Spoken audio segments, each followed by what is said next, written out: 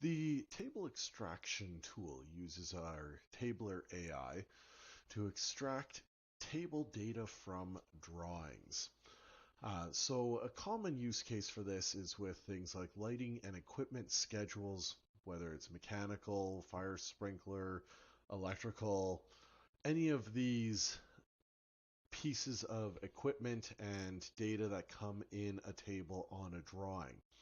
And what it does is it converts that table with its tags into a preliminary series of estimate specific assemblies in our typicals here.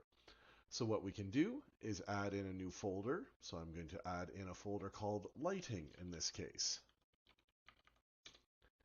And we have this folder now under typicals.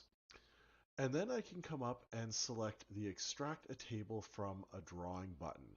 I'm going to zoom in a little bit here on the table and then select this and highlight the table here.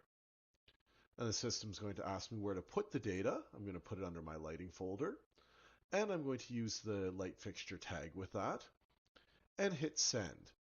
And this is going to send it back to our servers, and they're going to start pulling apart that table for me. And what it's specifically going after are these tags here.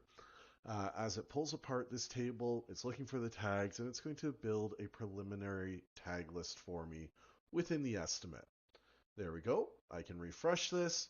It missed one row. I can very quickly recreate that because underneath my typicals here, under my lighting folder, I have my entire tag list minus that one ready to go. And if I need to create that one, I can simply copy and paste this typical in, and then I can rename it once it's pasted in if I do that.